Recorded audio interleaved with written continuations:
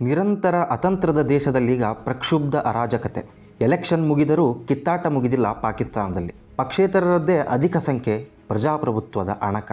ಪಾಕಿಸ್ತಾನದ ಪಾರ್ಲಿಮೆಂಟಿಗೆ ಚುನಾವಣೆ ನಡೆದು ಮತ ಎಣಿಕೆ ಕೂಡ ಮುಗಿದಿದೆ. ಆದರೆ ಸರ್ಕಾರ ಯಾರದ್ದು ಅನ್ನುವ ಬಗ್ಗೆ ಇನ್ನೂ ಯಾರಿಗೂ ಯಾವ ಚಿತ್ರವೂ ಸಿಕ್ಕಿಲ್ಲ. ಕನ್ಫ್ಯೂಷನ್ ಎಷ್ಟರ ಮಟ್ಟಿಗಿದೆ ಅಂದರೆ ಯಾವ್ಯಾವ ಪಕ್ಷಕ್ಕೆ ಎಷ್ಟೆಷ್ಟು ಸೀಟುಗಳು ಸಿಕ್ಕಿವೆ ಅನ್ನುವುದರ ಬಗ್ಗೆಯೂ ಇನ್ನೂ ಯಾರಿಗೂ ಸರಿಯಾದ ಮಾಹಿತಿ ಇಲ್ಲ. ಒಂದೊಂದು ಪತ್ರಿಕೆಯಲ್ಲಿ, ಒಂದೊಂದು ಟಿವಿ ಚಾನಲ್ಗಳಲ್ಲಿ ಒಂದೊಂದು ನಂಬರ್ ಬರುತ್ತಿದೆ. ಒಂದು ಸ್ಪಷ್ಟವಾಗಿರುವುದೇನೆಂದರೆ ಯಾವ ಪಕ್ಷಕ್ಕೂ ಸರ್ಕಾರ ರಚಿಸುವುದಕ್ಕೆ ಬೇಕಾದ ಮ್ಯಾಜಿಕ್ ನಂಬರ್ ಸಿಕ್ಕಿಲ್ಲ ಅನ್ನೋದು. ಇಮ್ರಾನ್ ಖಾನ್ ನೇತೃತ್ವದ ಪಾಕಿಸ್ತಾನ್ ತೆಹರಿಕ್ ಎ ಇನ್ಸಾಫ್ ಪಕ್ಷ ಅಧಿಕೃತವಾಗಿ ತನ್ನ ಹೆಸರಿನಲ್ಲೇ ಚುನಾವಣೆ ಎದುರಿಸಿರುವುದರಿಂದ ಅನರ್ಹಗೊಂಡಿತ್ತು. ಹಾಗಾಗಿ ಆ ಪಕ್ಷದ ಅಭ್ಯರ್ಥಿಗಳೆಲ್ಲರೂ ಬೇರೆ ಬೇರೆ ಚಿಹ್ನೆಗಳನ್ನಿಟ್ಟುಕೊಂಡು ಪಕ್ಷೇತರರಾಗಿ ಕಣಕ್ಕಿಳಿದಿದ್ದರು. ಅವರನ್ನುಳಿದಂತೆ ಕಣದಲ್ಲಿದ್ದದ್ದು ಪ್ರಮುಖವಾಗಿ ನವಾಜ್ ಶರೀಫ್ರ ಪಾಕಿಸ್ತಾನ್ ಮುಸ್ಲಿಂ ಲೀಗ್ ಮತ್ತು ಬಿಲಾವಲ್ ಭುಟ್ಟೋ ನೇತೃತ್ವದ ಪಾಕಿಸ್ತಾನ್ ಪೀಪಲ್ ಪಾರ್ಟಿ. ಬಹುಮತ ಯಾರಿಗೂ ಇಲ್ಲ. ಅತಂತ್ರ ಫಲಿತಾಂಶ ಎಲ್ಲರನ್ನೂ ಕಂಗೆಡಿಸಿದೆ. ಅಲ್ಲಿನ ಜನರಿಗೆ ಬೇಕಾಗಿದ್ದು ಇಮ್ರಾನ್ ಖಾನ್ ನೇತೃತ್ವದ ಸರ್ಕಾರ. ಅದಕ್ಕಾಗಿಯೇ ಅಲ್ಲಿನ ಜನರು ಈಗ ಬೀದಿ ಹೋರಾಟ ನಡೆಸುತ್ತಿದ್ದಾರೆ. ಬಟ್ ವಾಸ್ತವ ಏನಂದರೆ ಪಾಕಿಸ್ತಾನದಲ್ಲಿ ಯಾವುದೇ ಪಾರ್ಟಿ ಗೆದ್ದು ಅಧಿಕಾರಕ್ಕೆ ಬರಬೇಕಂದ್ರೂ ಅದಕ್ಕೆ ಅಲ್ಲಿನ ಆರ್ಮಿಯ ಆಶೀರ್ವಾದ ಬೇಕು. The problem is in its system. ಎಲ್ಲ ಅರಾಜಕತೆ ಶುರುವಾದದ್ದು 1958ರಲ್ಲಿ ಪಾಕಿಸ್ತಾನ ಸೇನೆಯು ಸೇನಾ ಆಡಳಿತ ಶುರು ಮಾಡಿದಾಗ. ಆ ನಂತರ ನಿರಂತರವಾಗಿ ನಡೆದದ್ದೇ ಮಿಲಿಟರಿ ಅಟ್ಟಹಾಸ. ಹೆಸರಿಗೆ ಪ್ರಧಾನಿಗಳು, ಪೊಲಿಟಿಕಲ್ ಪಾರ್ಟಿಗಳೆಲ್ಲ ಇದ್ದರೂ ಸದಾ ಆಡಳಿತದ ಅದೃಶ್ಯ ಚುಕ್ಕಾಣಿಯನ್ನು ಹಿಡಿದು ಆಟ ಆಡುತ್ತಾ ಬಂದಿರುವವರು ದಂಡನಾಯಕರೇ. ಮನಸೋ ಇಚ್ಛೆ ಅವರ ದಬ್ಬಾಳಿಕೆ. ತಮಗೆ ಬೇಕಾದಾಗ ಅಧಿಕಾರ ನಡೆಸಲು ಬಿಡುವುದು, ಬೇಡವೆಂದಾಗ ಕೆಳಕ್ಕುರುಳಿಸುವುದು ಅವರ ಅಭ್ಯಾಸ.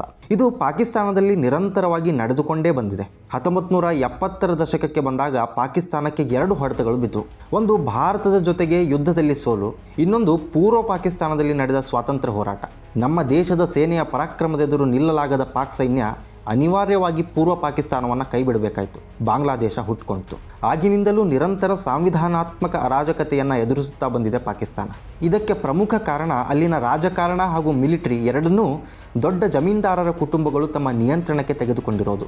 ಹಾಗಾಗಿ ಪಾಕಿಸ್ತಾನದ ಆರ್ಥಿಕತೆ ಹಳ್ಳ ಹಿಡಿದು ಹೋಗಿದೆ. ಹಲವಾರು ಉತ್ತಮ ರಾಜಕಾರಣಿಗಳನ್ನು, ಅಧಿಕಾರಿಗಳನ್ನು ಸರಿಯಾಗಿ ತನಿಖೆಯೇ ಮಾಡದೆ ಬಂಧಿಸಿ ಜೈಲಿಗೆ ತಳ್ಳಿದ್ದು, ಕೆಲವರನ್ನು ಗಲ್ಲಿಗೇರಿಸಿದ್ದು, ಇನ್ನೂ ಕೆಲವರು ದೇಶವನ್ನೇ ಬಿಟ್ಟು ಓಡಿ ಹೋಗುವ ಹಾಗೆ ಮಾಡಿದ್ದು ಎಲ್ಲವೂ ದೇಶ ಅಧೋಗತಿಗಿಳಿಯುವ ಹಾಗೆ ಮಾಡಿದ ಸೈನ್ಯದ ಪಾಪಗಳು. ಉದಾಹರಣೆಗಳು ಬೇಕಾದಷ್ಟಿವೆ. ಒಂದು, ಜುಲ್ಫಿಕರ್ ಅಲಿ ಭುಟ್ಟೋರವರನ್ನು ರಾತ್ರೋರಾತ್ರಿ ಪ್ರಧಾನಮಂತ್ರಿ ಸ್ಥಾನದಿಂದ ಕೆಳಗಿಳಿಸಿ ಗಲ್ಲಿಗೇರಿಸಿದ್ದು. ಇನ್ನೊಂದು, ಜಿಯಾ ಉಲ್ ಹಕ್ ರವರು ನಿಗೂಢವಾಗಿ ವಿಮಾನ ಸ್ಫೋಟದಲ್ಲಿ ಸಾವನ್ನಪ್ಪಿದ್ದು. ಆಮೇಲೆ ಧೈರ್ಯ ಮಾಡಿ ದೇಶಕ್ಕೆ ವಾಪಸ್ಸಾಗಿ ಚುನಾವಣೆಗಿಳಿದ ಮಾಜಿ ಪ್ರಧಾನಿ ಬೆನಜೀರ್ ಭುಟ್ಟೋ ಅವರ ಹತ್ಯೆ ಬಟಾಬಯಲಿನಲ್ಲಿ ಜನಸಂದಣಿಯ ಎಲೆಕ್ಷನ್ ಜಾತ್ರೆಯಲ್ಲಿ ಟಿವಿ ಕ್ಯಾಮರಾಗಳೆದುರೇ ನಡೆದು ಹೋಗಿತ್ತು. ದ್ವೇಷ, ಪ್ರತೀಕಾರ ಮತ್ತು ಕೊಲೆ ರಾಜಕಾರಣದಿಂದ ಪಾಕಿಸ್ತಾನದ ಆರ್ಮಿ ಇಡೀ ದೇಶವನ್ನ ತನ್ನ ಹದ್ದುಬಸ್ತಿನಲ್ಲಿಟ್ಕೊಂಡಿದೆ. ಇದನ್ನು ಪಾಕಿಸ್ತಾನಿಯರೇ ಬಗೆಹರಿಸ್ಕೋಬೇಕು. ಭಾರತದ ಮೇಲೆ ಏನು ಪರಿಣಾಮ ಆಗುತ್ತೆ ಅಂತಂದ್ರೆ ಏನೂ ಆಗಲ್ಲ. ಮತ್ತೆ ಯಥಾ ಪ್ರಕಾರ ಅಲ್ಲಿನ ಮಿಲಿಟರಿ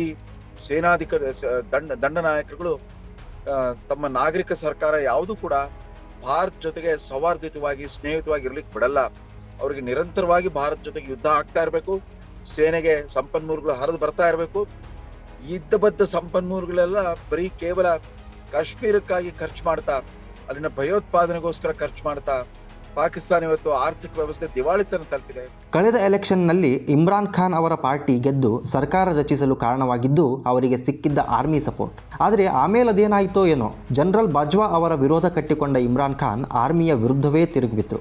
ದೇಶದ ರಾಜಕಾರಣವನ್ನು ನಿಧಾನವಾಗಿ ಸೇನೆಯ ಹಿಡಿತದಿಂದ ಬಿಡಿಸಿಕೊಳ್ಳಲು ನೋಡಿದರು. ಅವರ ದುರ್ದಶೆ ಶುರುವಾಗಿದ್ದೇ ಆವಾಗ. ಸಾಲು ಸಾಲು ಭ್ರಷ್ಟಾಚಾರ ಹಾಗೂ ದೇಶದ್ರೋಹದ ಆರೋಪ ಹೊತ್ತು ಇಮ್ರಾನ್ ಜೈಲು ಸೇರಿದರು. ಅವರ ಪಕ್ಷದ ಮಾನ್ಯತೆಯೂ ಅಮಾನತಾಯಿತು. ಆರ್ಮಿಯವರಿಗೆ ಬೇಕಾಗಿರುವುದು ಪಾಕಿಸ್ತಾನದ ಅಷ್ಟೂ ಸಂಪತ್ತು ಆರ್ಮಿಗೆ ಹರಿದು ಬರಬೇಕು ಅನ್ನುವುದು, ಟೆರರಿಸ್ಟ್ಗಳು ತನ್ನ ಸೂತ್ರದ ತುದಿಯಲ್ಲಿರಬೇಕು ಅನ್ನುವುದು ಮತ್ತು ಭಾರತದ ಮೇಲೆ ಜಿಹಾದಿ ಯುದ್ಧ ನಿರಂತರವಾಗಿರುವುದು ಅಷ್ಟೇ. ಇವರ ಈ ದುರಾಸೆ, ಈರ್ಷೆ ಮತ್ತು ದ್ವೇಷಕ್ಕೆ ಅಲ್ಲಿನ ಜನ ತತ್ತರಿಸಿದ್ದಾರೆ. ಪಾಕಿಸ್ತಾನದ ಜನರಿಗೆ ಯುದ್ಧ ಬೇಕಾಗಿದೆಯೋ ಇಲ್ಲವೋ, ಅವರಿಗೆ ಭಾರತ ಮಾದರಿ ಹೌದೋ ಅಲ್ಲವೋ ಗೊತ್ತಿಲ್ಲ. ಆದರೆ ಅಲ್ಲಿನ ISI ಮತ್ತು ಆರ್ಮಿಗೆ ಮಾತ್ರ ಸದಾ ಜನರನ್ನು ಯುದ್ಧದ ಭಯದಲ್ಲಿಡುವುದು ಮತ್ತು ಭಾರತದ ಬಗ್ಗೆ ಅವರಲ್ಲಿ ದ್ವೇಷ ಬಿತ್ತುವುದು ಅಗತ್ಯ. ಇದು ಬದಲಾಗುವ ತನಕ ಪಾಕಿಸ್ತಾನವೆಂಬ ಪಾಪಿ ದೇಶ ಭಾರತದ ಪಾಲಿಗೆ ಸದಾ ಸೆರಗಿನ ಕೆಂಡ.